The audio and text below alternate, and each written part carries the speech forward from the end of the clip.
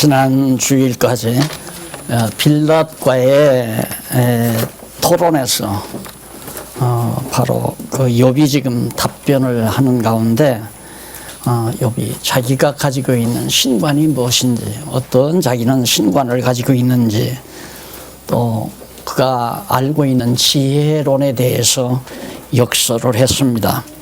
오늘은 그 바로 세 번째 이어서 29장 1절 한번 보십시다. 욥기 29장 1절.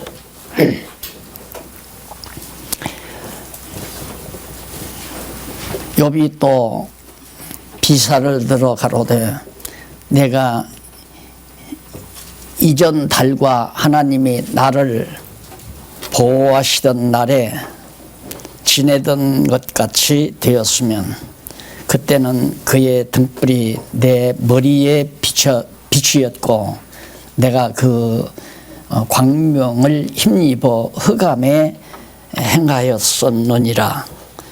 3절까지 봉독해 드렸습니다.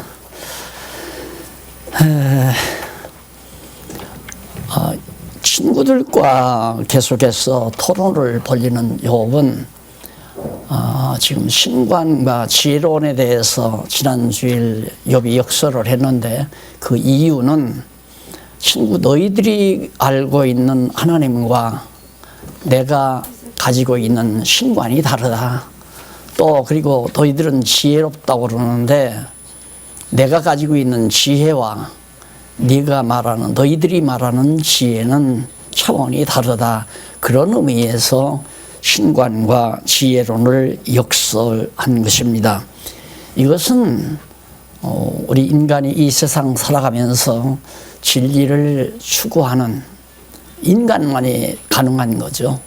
인간은 누구나 동물과 달리 진리를 추구하는 그런 기능을 가지고 있고, 또 누구나 다 그걸 찾으려고 노력을 합니다. 그러니까 하나님을 모르면 세상 지혜가, 꾀라고 그러죠. 꾀. 세상 지혜.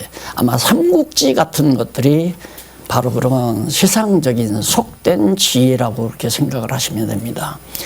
그러나 하나님을 아는 지혜는 그런 세속적인 지혜와 전혀 다르다. 지금 제가 1분 동안 굉장히 중요한 말을 했습니다. 이게 정말 중요한 말이로구나 느끼셨으면 성경신학의 가치를 아실 거고요. 그걸 못 느끼시고 그냥 박 목사 시간 떼기 위해서 몇 마디 하는구나 이렇게 생각하셨으면 엄청난 걸 놓치신 거죠. 지금 우리들이 이 시간을 마련하는 것도 신관을 바르게 가지기 위해서 아니냐. 상식적이고 합리적인 신관이 아니라 그런 신관은 세속 종교를 만들어냅니다. 그러니까 인간이 종교를 만들어내죠. 언젠가 어느 분을 만났는데 잠깐 대화 속에서 사람들이 하나님을 만들어서 섬긴다는 말을 딱 하는데 제가 깜짝 놀랐어요. 맞습니다. 세상 종교, 세속적인 종교는 신을 인간이 만들어서 그 신을 경외하고 섬겨갑니다. 그렇기 때문에 합리적이고 상식적인 신이 되지는 거죠. 친구들이 알고 있는 신과는 그렇게 합리적이고 상식적인 신이었다. 그리고 너만 지혜가 있느냐, 나도 지혜가, 우리들도 지혜가 있다. 친구들이 그랬는데 세상 그 친구들이 말하는 지혜는 세속적인 지혜예요. 그래서 그걸 꾀라고 그러죠. 그런 지혜가 있는 사람을 대통령이나 왕이 비서로 쓴다거나 기획 담당을 시킨다거나 그러면 상당히 정치에 도움이 되죠. 그게 나라마다 대통령마다 기획을 담당하는 비서를 두잖아요. 그 사람은 꾀가 많아야 돼요. 어떻게 치고 들어가라. 지금 김정은이하고 트럼프하고 이게 안 되는 것도 서로 꾀를 부려서 어떻게든지 상대방을 유인해 가지고 내가 원하는 대로 일을 하고자 하는 것 때문에 1년 동안 진전이 없이 결국에는 지금 파국에 이르게 되는, 왜? 인간꾀라고 하는 것은 정말 서로 상대를 이용하려고 하는 거니까 그렇기 때문에 그건 세속적이라 이 말입니다. 그러나 하나님께서 주시는 신령한 지혜는 누구를 이용하거나 누구를 이겨먹거나 그런 데 활용하는 지혜가 아니고 여호와 하나님을 경외하는데 바로 그것이 지혜의 근본으로서 거기로부터 파생되는 모든 생각을 지혜라고 그렇게 말할 수 있습니다. 그래서 욥이 친구들 그 빌닷에게 먼저 이렇게 나는 신관이 이렇다. 그리고 내가 가지고 있는 지혜로는 바로 이런 지혜다라고 말하면서 그러니까 너희와는 차원이 다르다 그 말이에요. 그러면서 29장 9장에 넘어가 보면 과거를 진술을 해요. 지난날 망하기 이전, 욥이 병들고 망하기 이전의 상황을. 그래서 1절로 7절에는 욥이 과거의 영화로웠던 시절에 대한 그리움을 진술을 합니다. 정말 동방의 거부로서 들어볼 것이 없이 살던 그런 욥의 과거를 욥이 그립지 않을 수가 없죠. 지금 자기는 목숨만 겨우 붙어가지고 그것도 고통 속에서 지탱하고 있는데 이 병 걸리고 망하기 이전에는 자기가 얼마나 화려하고 영화로웠던 부를 누리며 살던 삶이 한없이 그립기도 하기 때문에 그런 사실을 쭉 설명하는 것이 1절로 7절에 나타나 있습니다. 그렇게 어려운 내용은 아니니까. 그런데 문제는 가장 중요한 게 뭐냐면 1절에 욥이 비사를 들어 가로되 비유적으로 말을 했는데 내가 이전 달과 그다음 하나님이 나를 보호하시던 날에 지내던 것 같이 되었으면 망하기 이전 같이. 근데 망하기 이전 가치가 어떤 때냐면 하나님이 나를 보호하시던 때였다. 그러니까 하나님의 부와 욥의 정직함 또한 의로움 이 자체가 하나님의 은혜라는 것이 대전제가 되잖아요. 자기의 의지나 자기의 생각으로 그렇게 됐다는 얘기가 아니라 하나님의 은혜 속에서 하나님의 보호하심 속에서 자기는 그렇게 부와 영화를 누리게 됐다. 그때는 그의 등불이 하나님의 등불이 내 머리에 비추었고 내가 그 광명을 힘입어 흑암에 행하였었느니라. 캄캄한 세상이지만은 하나님께서 광명한 빛을 비추어서 바르게 빗나가지 아니하고 넘어지지 아니하고 자기는 그렇게 살았다고 하는 것을 전제하면서 나옵니다. 그 나머지 4절 이하는 자기가 누렸던 부와 영화를 간략하게 정리하는 대목입니다. 그 다음 29장 8절로 17절 보면 욥이 모든 자로부터 존경 및 축복을 받았다고 진술을 합니다. 자, 그러면 이것도 욥이 모든 자로부터 존경도 받고 축복도 받았다. 이것은 대전제가 뭐냐면 하나님의 보호하심과 은총. 1절에 나오는 그 말씀을 언제나 전제로 한 말입니다. 그러니까 자기가 똑똑하고 자기가 의롭고 자기가 훌륭해서 많은 사람으로부터 존경을 받고 축복을 받는 것이 아니라 하나님의 보호와 하나님의 은총 속에서 그렇게 됐었다는 사실을 말하는데 그 존경받는 모습이 거기 나와요. 소년들은 숨으며 노인들은 일어나서 서며.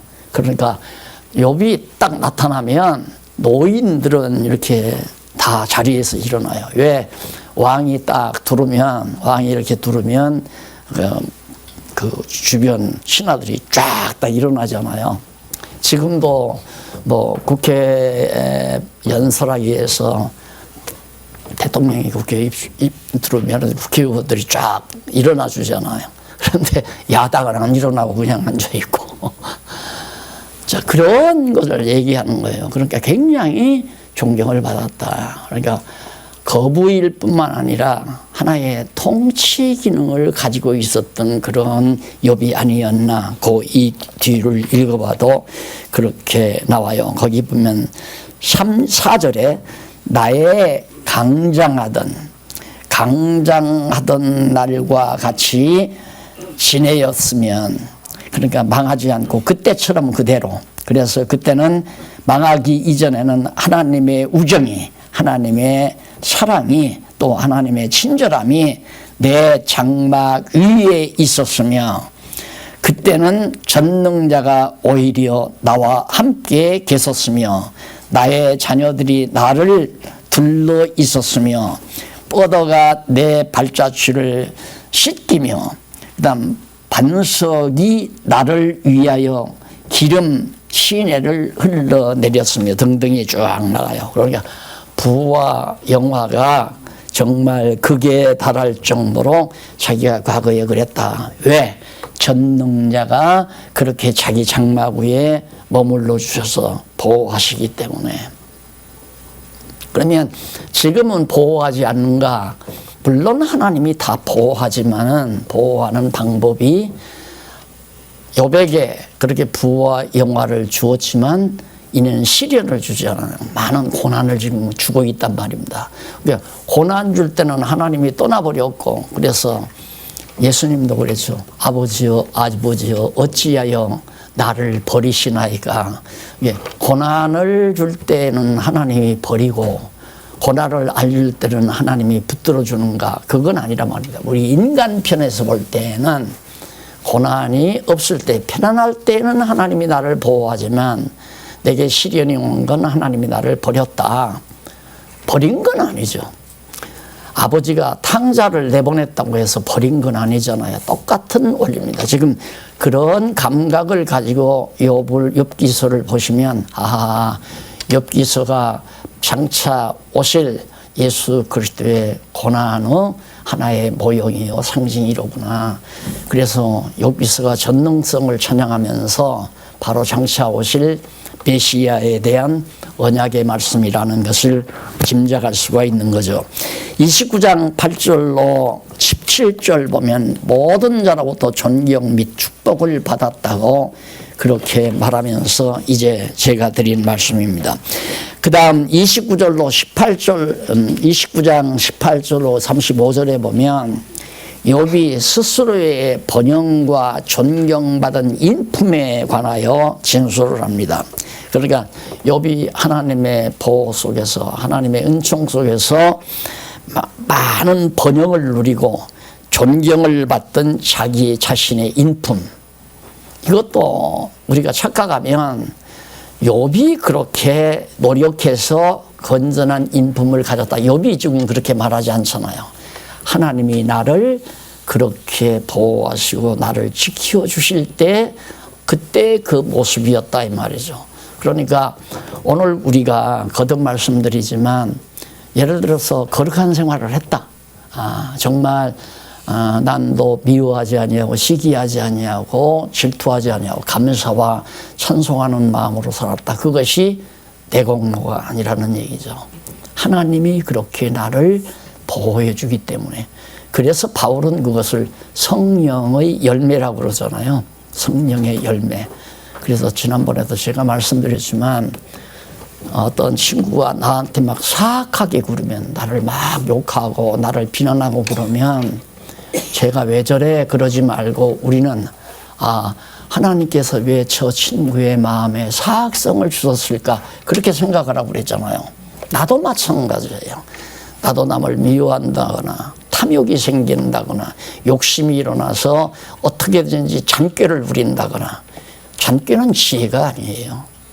그건 망할 짓이란 말입니다. 근데 세상 지혜는 지혜가 아니라니까. 그러니까 어떤 분들은 뭐 삼국지를 읽으면 굉장히 사람이 똑똑해지고 지혜로울 거라고 생각해요. 그건 망할 놈의 지혜란 말입니다. 그럼 삼국지를 쓴 나라가, 중국의 그 나라가 계속해서 지금 유지됩니까? 다 망했잖아요. 그거 아니라 이거죠. 그것은 사람을 어떻게 하면 잘 유인하는가, 사람을 어떻게 하면 잘 이용하는가, 어떻게 하면 자기 이득을 잘 취하는가, 그런 게 바로 잔꾀 아닙니까? 잔꾀. 그런 지혜는 필요가 없다는 얘기죠. 그래서 정말 우리가 다 자녀들을 낳아서 기르지만 자녀들에게 세상 지혜가 아닌 하나님의 지혜를 잘 심어만 줄 수 있다면 얼마나 대단한 복이 되겠습니까? 근데 그것이 우리 마음대로 안 되잖아요. 그래서 어쨌든 저로서는 젊은이들을 위한 시간을 특별히 한번 가져보려고 마음이 자꾸 씌어서, 왜? 제이미 씨의 젊은이들에게 내가 너무 소홀히 했다는 생각이 자꾸 들기 때문에, 소홀히 한 건 아닌데 많은 예산도 대주고 정말 말씀 깨달았다는 분들로 인해서 책임을 맡겨주고 했는데 많은 영혼들을 잃었잖아요. 현재로는 우리 눈앞에 안 보인단 말입니다.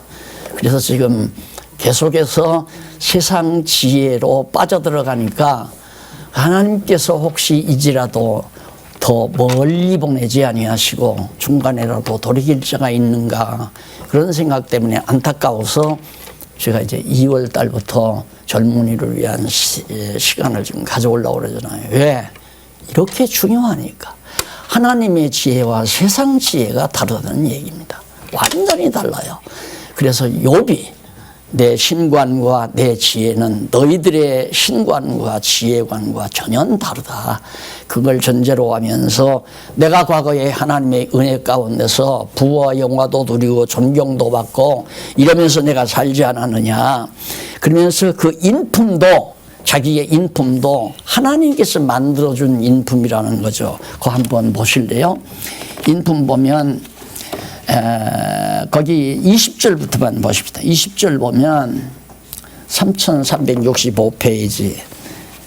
내 영광은 내게 새로워지고 내 활은 내 손에서 날로 강하여지느니라 하였느니라. 그러니까 굉장히 세력이 강했다 이 말이죠. 활을 쏘는 그 활이 굉장히 정말 강하게 됐었으니까 영광도 대단했고, 무리는 내 말을 들으며 나의 가르치기를 잠잠히 기다리다가 내가 말한 후에 그들이 말을 내지 못하였느니라. 그러니까 이 욥이 이제 많은 사람들을 이렇게 가르치다가 보면 사람들이 반론을 하지를 않았다는 얘기죠. 쉽게 말하면 과거에 하나님께서 나와 함께 할 때에는. 그러니까 우리가 이 땅 위에 살면서 정말 하나님의 지혜로 살아간다고 하는 것은 겸손할 수밖에 없죠. 지혜가 정말 하나님의 지혜가 있다면 겸손할 수밖에 없다. 왜? 모든 것이 자기가 한 것이 아니니까.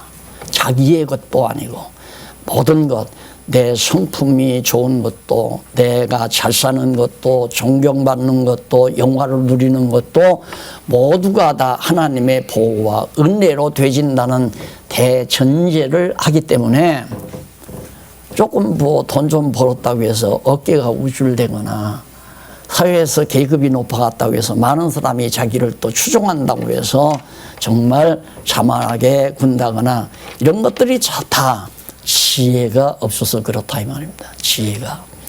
그래서 하늘의 지혜로 오신 예수님이 이 땅 위에 오셔서 낮고 천한 인간 땅, 그것도 말구유에 탄생하셨잖아요.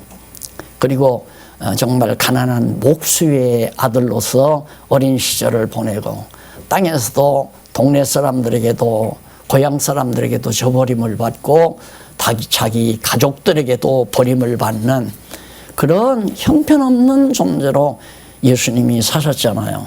그러나 하나님이 그를 십자가에 못 박여 죽었다가 3일 만에 부활시켜서 승천함으로 다시 영화롭게 해주시는 것. 이것의 지금 그림자가 바로 욥의 이 사건 속에 담겨져 있는 거란 말입니다. 그러니까 우리가 예를 들어서 무시당한다, 어디 가서 존경을 못 받는다, 그럴 때 우리가 욥기를 생각해, 욥기에서 공부한 거 생각하면 돼요. 친구 모임을 했어요. 친구 모임, 동창회 모임을 갔단 말입니다.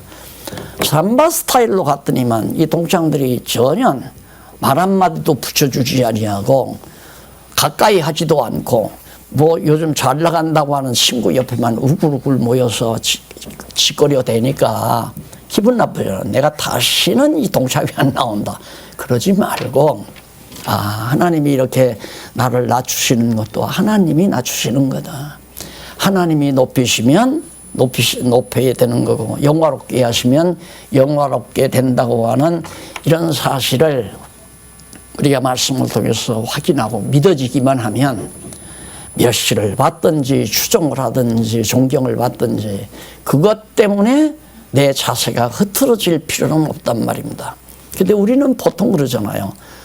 돈 좀 있으면 어쩐지 모르게 어디 가도 자신감이 들고 어떤 분이 오늘 아침에 나오니까 인사를 막 맑은 목소리로 안녕하세요 그래요. 요즘 뭐 무슨 좋은 일 있어? 마음으로 무슨 주식값이 올랐나? 그러고 내가 생각을 해서 물었어요. 아니 요즘 좋은 일 있어요? 그래서 아니요. 왜요? 그래요. 아니 목소리가 갑자기 명랑하게 내가 그랬는데 사람은 상황에 따라서 또 얼굴 보면 알잖아. 어젯밤 고민하고 잠잤구나. 이거 알잖아요. 그게 많이 적어져 간다. 다시 말해서 상황에 따라서 내가 엎어지고 뒤집어지고 왔는다 이 말이에요. 그것이 가장 중요한 게 신관입니다. 욥이 지금 부자로 살 때나 많은 사람에게 존경을 받을 때나 영화를 누릴 때나 지금 병들어서 다 망하고 친구들에게 멸시받을 때나 전혀 흔들림 없잖아요. 하나님과 나 사이라고 합니다. 하나님과 나 사이. 그것이 매우 중요하다 하는 얘기입니다. 그러면서 욥이 자기의 그 아주 인품, 자기의 인품이 얼마나 참 아름답고 고매했는가를 설명하는 것이 그 뒤에 나와요. 내가 말한 후에 그들이 말을 내지 못하였었나니 나의 말이 그들에게 이슬같이 됨이니라. 그들이 나 바라기를 비같이 하였으며 입을 벌리기를 높은 비 기다리들 늦은 비 기다리듯 하였으므로 그들이 의지 없을 때 내가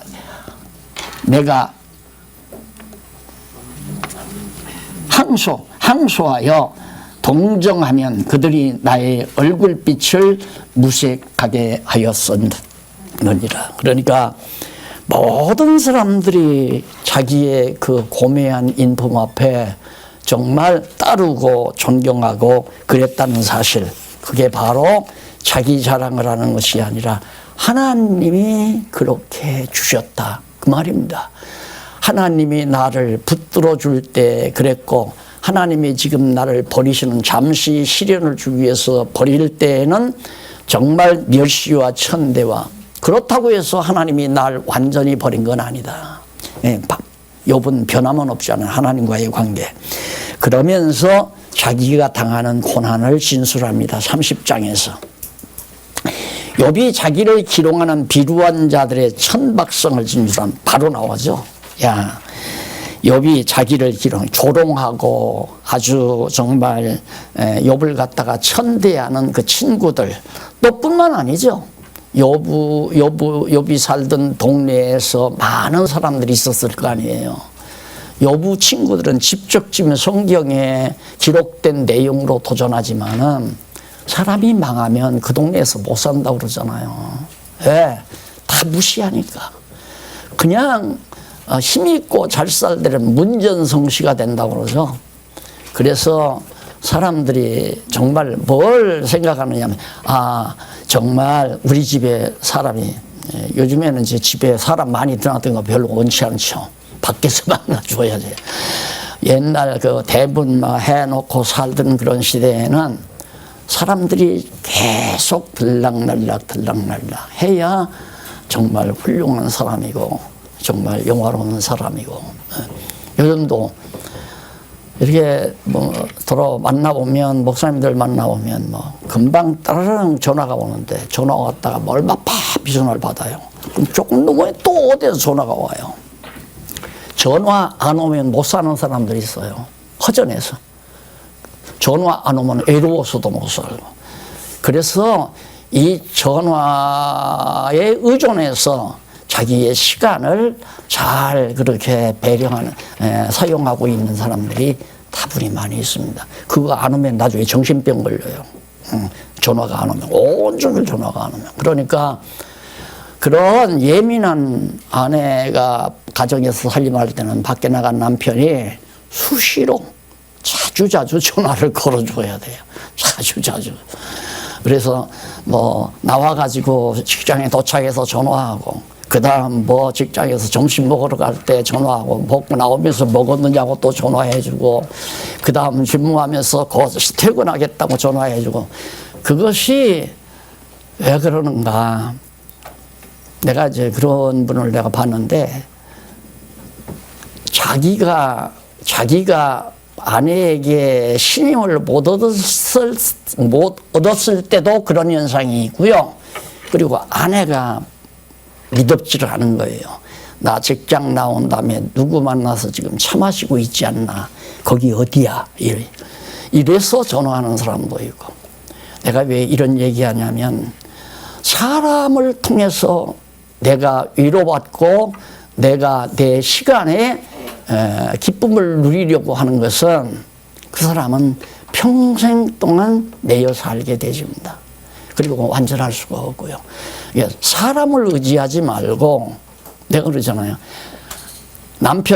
아내도 남편 의지하지 말고, 남편도 아내 의지하지 말고, 우리 그리스도인들은 남편이나 아내가 모두가 다 하나님 앞에서 만족하게 감사와 찬양을 하면서 사는 모습을, 그런 자세를 갖춘 다음에 아내와 남편은 서로 사랑의 관계, 사랑하는 데야, 사랑을 베푸는 데야 정말 자기가 행복하니까 베풀지, 자기가 불행하면 사랑을 받고 싶어 하죠. 그러니까 전화 한 통화 오면, 나를 향한 사랑이 변치 않았구나. 그것이 위장술인지도 모르고 쏘는 경우도 많잖아요. 그래서 인간을 의지하는 게 아니고, 욥이 잘 나가고 부여했을 때는 사람들이 막 드나들었는데 다 망하고 이제 병드니까 어린 것들까지라도 욥을 멸시하고 천대하고, 저 늙은이, 저 영감, 뭐 그러면서 뭐 욕을 하고 비난하고 도망치고, 이런 상황이 바로 정말 벌어지는데, 욥이 자기를 기롱하는 비루한 자들의 천박성, 아주 천박하니까. 그러니까 남을 존경했다가 멸시하는 거, 천박한 인간의 모습이에요. 그러니까 우리가, 그래서 내가 목사님 존경합니다. 그래서 어느 분한테 내가, 존경은 안 해도 되니까 미워만 하지 말라고. 지금도 나는 그럽니다. 지금도. 요즘 목사님들 많이 대하잖아요. 이 목사님 참 존경스러워요. 존경하지 말고 일단 미워만 하면 된다고. 미워만. 그런데 아주 그냥 2, 3년 전에 그냥 세상에 없는 목사님으로 알고, 목사님 존경합니다. 목사님 만나서 내 인생이 변화가 됐습니다. 행복합니다. 난리를 치더니만 3, 4년 지나니까 나를 자꾸만 멀리 하더라고요. 그래서 내가 면전 만나서 사람이 왜 그렇게 천박해? 그러면서 내가 얘기했어요. 존경도 말고 그렇게 날 멀리도 말아라. 다 우리가 하나님 안에서 하나님의 백성인데 서로 하나님의 자녀로서 서로 사랑하는 관계지, 뭘 당신이 나한테 나를 존경하고 언제 봤다고. 그리고 내가 당신의 존경받을 만한 존재가 아니니까 멀리, 미워서 멀리. 그러니까 왜? 내 곁에 가까이 있으면 자기의 생각대로 뭔 일이 잘 안 될 것 같으니까 그래서 떠나는 거예요. 그래, 결국은 인간이라고 하는 것은 타산을 하기 시작하면 천박해져요. 타산을 생각하면 이익이 있느냐 없느냐, 유익하냐 유익하지 않느냐, 그러면 천박해진단 말입니다. 사람을 통해서 이익 볼 게 뭐 있어요? 사람을 통해서 이익 벌려면 그 사람의 이익권을 내가 뺏어야 되잖아요. 그렇잖아요. 저 사람이 가지고 있는 이익권을 내가 쟁취해야 내가 이득을 보는 거거든요. 세상살이가 다 인간관계가 그거 아니에요. 저 사람을 이용해야 되겠다. 어려울 때 돈 좀 꿔야 되겠다. 병 들었을 때 저 사람 도움 받아야 되겠다. 재산이 어려워졌을 때 사업이 어려워지면 저분의 도움을 받아야 되겠다. 이런 생각 때문에 친구가 많을수록 세상살이가 뭐 좋다 이런 얘기 많이 하지만, 어떻게 우리가 신앙 안에서 이런 말씀 드리면 삭막한 거 아니에요? 삭막한 게 아니에요. 정말 부담이 없죠. 신앙 안에서 서로 인간관계를 가지면 그냥 인간관계가 아니라 각자 하나님 앞에서 자기 삶에 대한 행복감, 감사와 찬양, 이 행복감이 있기 때문에 남에게 신세지려고 하지를 않아요. 신세지려고 하는 생각조차 가질 필요가 없는 거죠. 남에게 신세지려고 한다면 벌써 하나님과 멀어지는 생각 아니에요. 그러니까 너무너무 좋은 거예요. 인간관계가. 만나도 실망하지 않고. 그러면 어떻게 하면 실망하느냐? 나를 이용하려고 할 때, 저 친구가 나를 이용하려고 할 때 내가 그대로 안 들어주면 버리고 떠나는 거예요. 그러니까 그런 것이 욥의 생애 속에서 잘 드러나잖아요.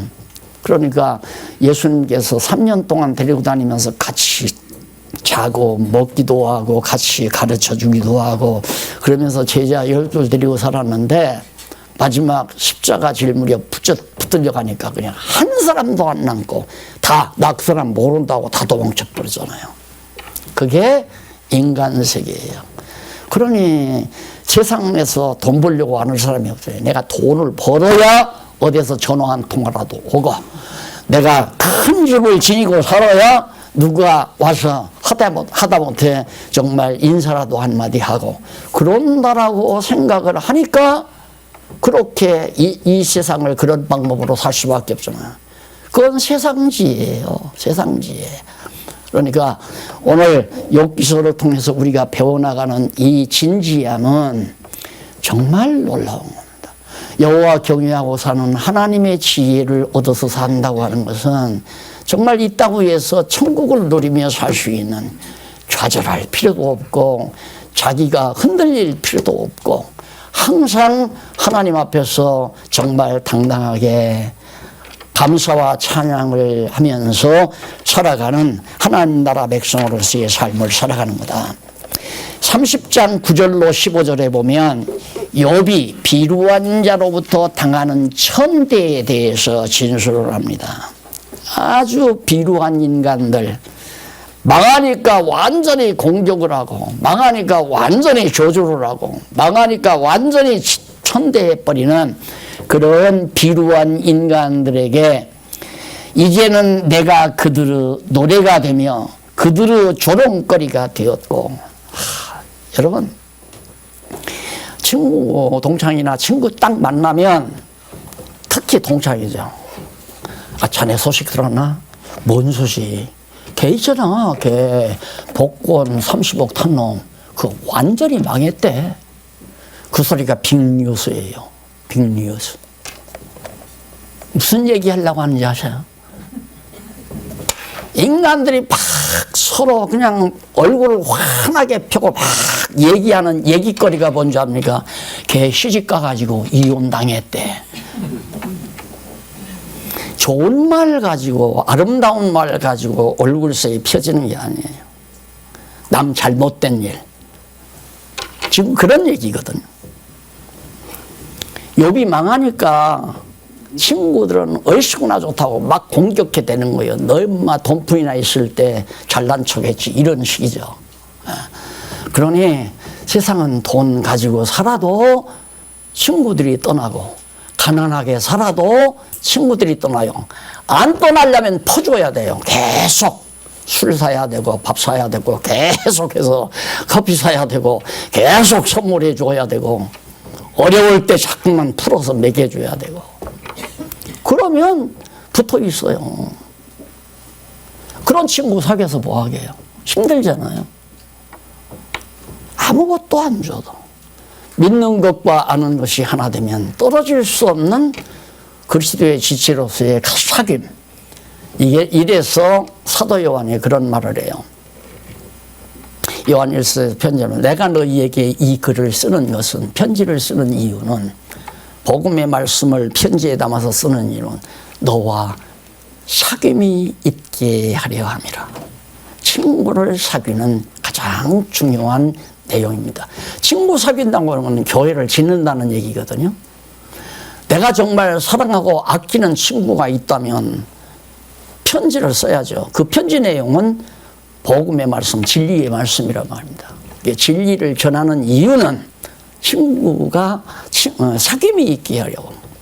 지난 주간도 목사님들 한 10여 명 오셔서 여기서 잠을 자면서, 나도 잠자리가 뭐 집보다는 불편하지만 하도 정말 귀엽고 사랑스러워서 저도 한밤을 같이 잤는데, 계속 저도 만나 그거죠. 우리의 사귐이라고 하는 것은 믿는 것과 아는 것으로 사귀어져야, 그러니까 그리스도 안에서의 친구가 되어져야, 그래야 서로 부담도 없고 서로 사랑의 관계가 맺어지고, 그게 아름다운 장소 아닙니까?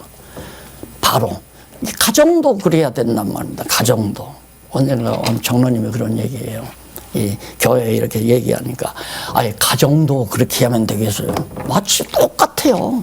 교회를 가정으로 비교했잖아요. 그러니까 아내와 남편이 제일 부담스러운 것이, 출근한 남편의 전화 기다리는 남편, 밥하는 남편이 출근한 아내의 전화를 기다리는 남편, 불행한 남편이죠. 믿어지지 아니하니까 전화를 기다리는 거 아니에요. 전화를 딱 받으면 첫 마디가 거기 어디야? 뭐해? 전화하면서 그건 절대 그 말을 하지 말라고 그러잖아요. 그것 때문에 전화했는데 그걸 왜 그 말을 어떻게 안 해요? 어디야? 뭐 하고 있어? 옆에 누구 있어? 이게 지옥이지 가정입니까? 그 행복한 가정인가요? 1년 내내 전화 한 통화 안 해도, 하도 제가 전화를 죄송합니다. 우리 집 얘기를 해서 전화를 안 하니까 날 붙들고 저녁 식사하고 들어가라는 거예요. 그래서 집에 가야 하는데 그랬더니 저녁 식사하고 가라는 거예요. 그래서 저녁 식사하고 간다고 허락했더니 사모님한테 전화를 하래요. 안 해도 된다고. 왜 하지 말라는 거예요? 전화 안 해도 된다고 그러니까 하라고 그러면서 당신 전화에다가 전화를 찍어서 다 주셔요. 그래서 여보다 오늘 저녁 식사 먹고 들어가라고 해서 먹자고 해서 먹고 들어간다고 말았다. 껐죠. 그래서 그 다음 내가 뭐 선물 하나 그 목사님에게 가져다 주면서, 목사님 이거 집사람이요 전화하기 주셔서 고맙다고 목사님 갖다 주기 위해서 가졌습니다. 조금 거짓말을 했죠. 이거 안 해도 서로 주 안에서 믿고 의지하고, 서로 의지하는 게 아니에요. 서로 의지하는 것도 부담스러워요. 서로 사랑하는 것뿐이에요. 서로 사랑. 가정도 서로 사랑. 자녀들과 부모들도 서로 사랑. 부모만 자식 사랑하고, 이게 편애하는 게 아니죠. 우리가 뭐 일방적으로 사랑하는 것도 아니고. 그래서 교회도 이게 서로 사랑하는 관계, 제일 부담 없는 관계 아니에요. 10시간 앉아서도 2시간 앉아서도 부담이 없는 그런 정말 사랑만 할 수 있는 그런 관계가 성도의 관계고 그리스도 안에서의 가족 간의 관계다라고 생각하시면 됩니다. 30장 16절로 23절에 보면 욥이 하나님께서 버려서 진토같이 되게 하심을 진술합니다. 말하잖아요. 하나님께서 날 저버렸다. 그래서 아버지여 아버지여 어찌하여 나를 버리시나이까. 생각해 보세요. 예수님이 십자가상에 매달리셔서 이제 막 양손과 양발에 피가 흐르고 숨이 넘어갈 운명의 시간이 가까울 때 하나님께 그러잖아요. 어찌하여 나를 버리시나이까. 너무 괴로우니까 하는 얘기예요. 그러니까 버렸을 때 하나님께서 그럼 멀리 떠나느냐 아니에요. 버렸을 때도 하나님이 붙들고 계시는 거죠. 그것이 이제 우리의 힘이죠. 아무리 멸시받고 천대를 받아도 하나님은 나를 버리지 언제라도 버리지 아니한다. 상황은 버린 것 같지만은 버리지 아니한다. 결국 욥이 자기가 진토 흙과 같이 먼지처럼 내버리셨다 하는 얘기예요. 그걸 진술하는 내용이. 그 다음에 이제 30장 24절로 31절에 보면 욥이 고난당하는 중에 자기의 참담한 모습을 수리합니다. 그거 다 아시는 거니까. 욥이 진짜 참담하잖아요. 아내 떠났지, 자식 다 죽었지, 재산 다 망했지, 자기 몸은 만신차이가 됐지, 목숨만 붙어 있는 거예요. 이런 참담한 모습을 구체적으로 거기서 밝혀주고 있습니다. 자, 그리고 그러면서도 참담한 모습을 밝히면서도 자기의 순결을 진술을 해요. 나는 순결하다. 그 순결을 무엇과 무엇으로 정리하느냐면 나는 여자 관계에 순결하다. 그것이 1절로 4절이에요. 그 다음 5절로 8절은 욥이 빌라덱에 자기의 생활의 순결함, 나는 내 아내밖에는 모른다. 이것이 바로 5절로 8절까지. 그러면 이게 욥이 그렇게 했는가? 천만의 말씀이에요. 하나님이 그렇게 욥을 붙들어 준 거예요. 땡겨치면. 그러니까 보세요. 하나님이 다윗을 실수하게 하려고 전쟁이 벌었을 때 옥상에 갔다가 저 물 너머에서 샤워하고 있는 여인을 보고 범하잖아요. 우리아의 아내 밧세바를 취하잖아요. 하나님이 그런 속에 빠뜨리면 누구라도 그렇게 빠져들어갑니다. 하나님이 붙들어주면 순결을 지킬 수 있지만 내 능력과 내 노력으로 또 내 의지력으로 되는 게 아니다. 가정도 마찬가지예요. 나는 그러니까 남편들이 나는 당신만 사랑할 거야. 건방진 얘기죠. 주어를 자기로 하면 안 되잖아요. 여보, 하나님께서 나로 하여금 당신만 사랑하게 하시면 나는 죽을 때까지 당신만 사랑할 거야. 이래야 말이 되는 거 아니에요. 나는 당신만 사랑할 거야. 그 말해 놓고 쇼핑하러 나가면서 가만히 보니까 아가씨 지나가면 자꾸 곁눈질로 쳐다보는 거, 그게 맞는 얘기예요? 안 맞는 얘기죠. 그래서 다 유혹해서 넘어가는 거 아니에요. 사람이 억지로 내 남편 붙들려고 해서 붙들어지는 것도 아니고 아내를 붙들려고 해서 붙들어지는 게 아니라 하나님이 그렇게 순결하게 살아가도록 지켜주지 아니하시면 우리도 다윗처럼 아니면 삼손처럼 꼬시고 자꾸 유혹하니까 삼손도 넘어가 버리잖아요. 하나님이 내버려둬 버리면. 욥이 바로 그거예요. 하나님이 나를 지켜줘서 나는 여인에 대해서, 성에 대해서 순결하다. 내 가정의 생활에도 순결하다. 그 다음 9절로 15절 욥이 빌라덱에 자기의 가정적 순결함에 대해서 쭉 말해주죠.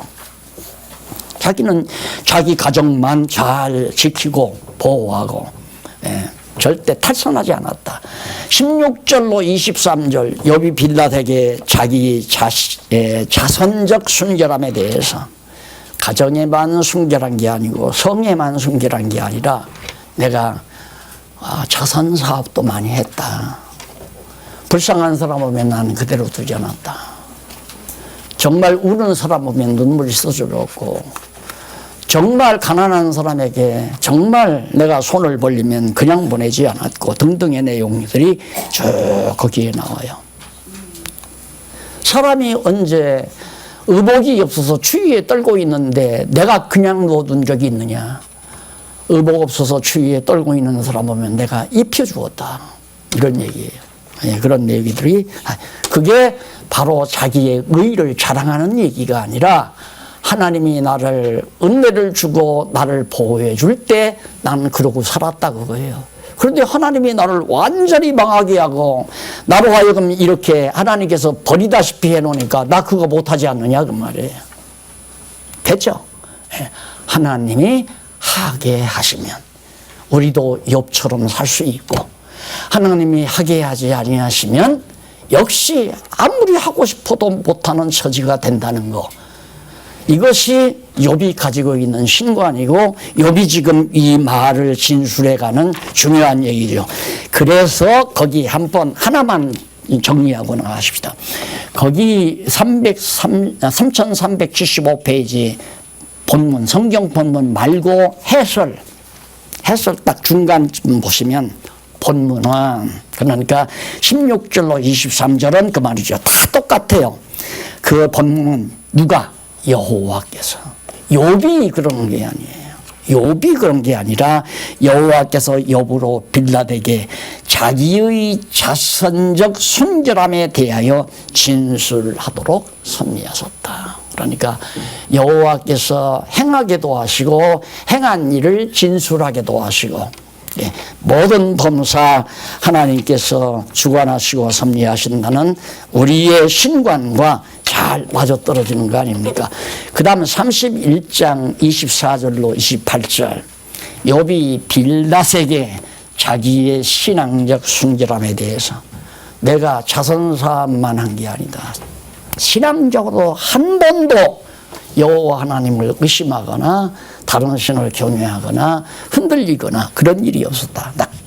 그래서 내가 언제 금으로 내 소망을 삼고 정금도로 너는 내 의뢰하는 바라 하였던가. 자기는 그렇게 돈이 많아도 너는 내 소망이고 내 의뢰하는 바다, 이렇게 말하지 않았다. 내가 의뢰하는 오직 여호와 하나님뿐이었다. 그 신앙적으로 순결하다는 얘기죠. 우리 그렇게 안 되잖아요. 조금 재산이 들면 자꾸만 여호와 하나님을 향하는 것보다, 아주 가난하고 힘들 때는 쫙 여호와 하나님께만 그냥 매달리지만 조금 힘이 생기면 하나님께 덜 매달려도 되겠구나 하는 생각. 그럼 덜 매달려도 되는 정도가 아니라 아예 이제 하나님 저버리고 돈 의지하고 살아버리잖아요. 하나님이 그렇게 놔두면 되어지는 겁니다.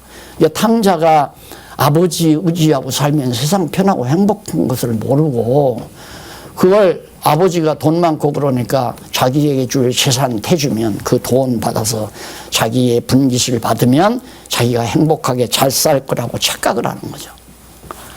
그게 자기의 분복을 받아가지고 탕자가 나가잖아요. 안 되잖아요. 다시 하나님께 돌아오는 겁니다. 그래서 재물과 하나님을 겸해서 섬길 수 없다 그 말이에요. 겸해서 섬길 수 없다. 여러분, 뺏긴 것도 아니지만 여러분 애써서 우리 주말별장 지어놓은 거 가져가는 것 같으니까 맥이 풀리죠. 맥이 풀려서요? 풀릴 필요 없어요. 가져가기는 어디로 가져가겠어요. 또 그거 의지하고 우리가 사는 것도 아니고, 안 그래요? 오직 우리의 의지의 대상은 여호와 하나님뿐이지.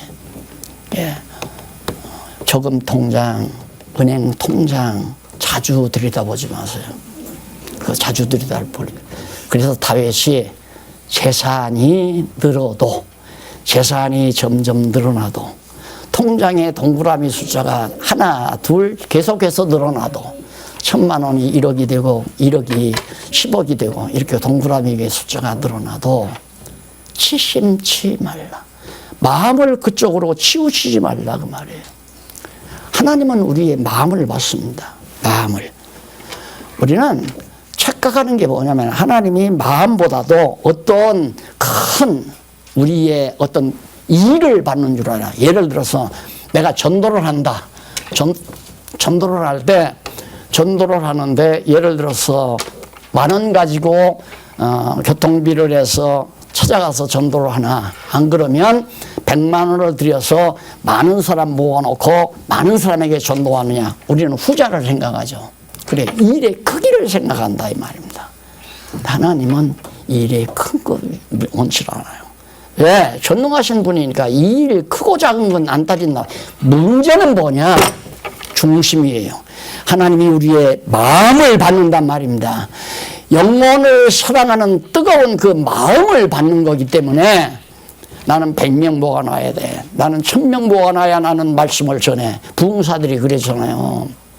그건 자기 영광 얻고 자기 출세하려고 하는 짓이죠. 한 영혼, 천하보다도 귀한 한 영혼을 사랑하는 마음이 있다면 10,000명 모아놓고 복음을 전하는 것보다 한 명에게 복음을 전하는, 그걸 하나님은 훨씬 기뻐하고 기뻐하고 사랑한다 이 말이에요. 그래서 처음에 여기서 한마디 하고 지나가십시다. 처음에 자꾸만 이제 각 후원회가 조직이 돼서 후원금을 걷어가지고 매달 얼마씩 해서 회원을, 정기회원을 모아려면 매달 무조건 들어오게 돈이 많이 들어오는 거예요. 그걸 내가 어떻게 하면 출판 후원회를 보니까 모아놓으면 1년에 1,000만 원이 훨씬 넘어가더라고요. 1년에 한 1,000여만 원이 훨씬 넘어가요. 매달 들어오니까. 그래, 그렇게 하지 마라. 그건 왜 그러느냐 하면 별로 중심을 담지 않아요. 그냥 하기로 했으니까 아이고 그냥 매달 이렇게 그러지 말고 일을 적게 하더라도 일이 일어났을 때, 뭔 일이 나타났을 때 이런 일이 있습니다 하고 알려주면 100만 원 들면 100만 원 가지고 하면 돼요. 거기 중심. 그 광고가 딱 나가면 나는 여기 해야 되겠다. 마음을 담잖아요. 그러나 어떤 법칙에 따라서 매월 갖다 집어넣는 것은 법칙에 자기가 정해놨던 법칙이 앞장서지 중심이 앞장서지 않아요. 그러니까 지금 3월 달에 이제 중국 우리가 선교 가는데 그것도 마찬가지예요. 중국에 선교 갑니다. 그 선교 가는데 예를 들어서 한 500만 원이 필요하다. 그런데 150만 원밖에 안 됐어요. 그럼 150만 원밖에 안 되면 150만 원 갖고 갔다 오면 돼요. 혼자 못 가게 되면 다음에 우리 경비 없어서 못 간다고 해버리면 끝나요. 왜? 마음이 안 모아져요. 마음이 안 모아져. 문제는 거기 중심이 모아지는 거에 매우 중요하잖아요. 그래서 도로 협력이 되는 대로, 힘이 모아지는 대로 하고 끝내라. 이것이 이제 항상 제가 강조하는 중요한 말이죠. 왜? 중심을 담아야 하기 때문에. 우리들이 자꾸만 돈으로, 사업으로, 일로 마음이 돌아가면 하나님이 원하시는 마음이 약해진단 말입니다. 일로 돌아가면 내가 이렇게 큰 일을 했습니다. 이게 우리 교인총회 할 거 아니에요. 교인총회 하면 예를 들어서 돈 조금 가지고 일 적게 한 사람은 아유 이걸 뭘 보고 해. 나는 한 일도 없어. 그게 벌써 잘못된 거죠. 예를 들어서 구제를 했다. 구제를 했는데 1년 내내 10만 원밖에 안 나왔어요. 10만 원밖에 안 나오는 거예요. 아무도 구제에 돈을 안 내. 그러니까 자기 호주머니에서 진심으로 10만 원을 꺼내가지고 정말 불우이웃 돕기에다 그걸 냈다. 하나님이 고대 나는 한 일도 없어. 그게 벌써 잘못된 거죠. 예를 들어서 구제를 했다. 구제를 했는데 1년 내내 10만 원밖에 안 나왔어요. 10만 원밖에 안 나오는 거예요. 아무도 구제에 돈을 안 내. 그러니까 자기 호주머니에서 진심으로 10만 원을 꺼내가지고 정말 불우이웃 돕기에다 그걸 냈다. 하나님이 고대 나는 한 일도 없어. 그게 벌써 잘 모아졌는가. 얼마나 마음이 모아졌는가. 중심을 보시는 하나님. 그래서 우리의 중심이 돈으로 향하면 안 돼요. 사업으로 향하면 안 된단 말입니다. 오직 하나님께로 중심이 모아져야죠. 이것이 자기의 양심이 순결하다는 것까지 33절로 34절에서 말씀하고 있잖아요. 그리고 31절로 35절에서는 35절로 37절에서는 욥이 빌닷에게 자기의 진술을 숨기라. 내가 지금 거짓말한 게 아니다. 이게 진실이다 이거예요. 그러니까 하나님이 욥을 그렇게 붙들어 주어서 진실되게 당신 너희들에게 하는 얘기다. 그리고 내가 지금까지 38절로 40절을 보면 내 소득, 내가 가지고 있는 소득, 은행 통장에 들어있는 돈, 난 깨끗한 거다.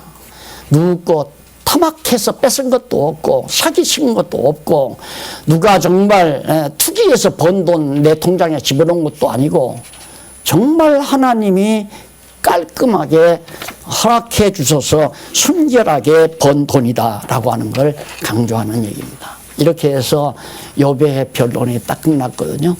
이것이 바로 죄 없이 흠과 티가 없이 이 땅에 오신 그리스도에 대한 하나의 모형적 찬양이라고 하는 것이 욥기다. 욥기가 전능하신 하나님이 인간의 몸을 입고 이 땅에 낮고 천한 이 땅에 오셔서 모든 인간들에게 천대와 멸시를 당하셨지만은 이제 회복의 날이 오잖아요.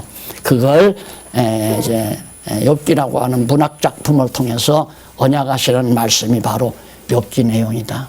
우리들도 그리스도의 지체이기 때문에 그리스도가 사신 것처럼 때로는 우리를 낮추기도 하시고 높이기도 하시고 가난하게도 하시고 부유하게도 하시고 존경받게도 하시고 멸시받게도 하시고 기도하십시다. 살아계신 하나님 아버지 은혜를 감사합니다. 오늘 또 욥기를 통해서 전능하신 하나님의 능력의 솜씨를 저희들이 살펴봤습니다. 하나님이 가난하게 하면 가난해집니다. 하나님이 존경받게 하면 존경받습니다. 멸시받게 하면 멸시받고 흥하게 하면 흥하고 망하게 하면 망하고 병들게 하면 병들고 건강하게 하면 건강해집니다. 온전히 어느 것도 바라보지 말고 어느 것도 의지하지 말고 살아계신 여호와 하나님만 의지하고 살게 해 주시옵소서. 예수님 이름으로 기도드립니다. 아멘.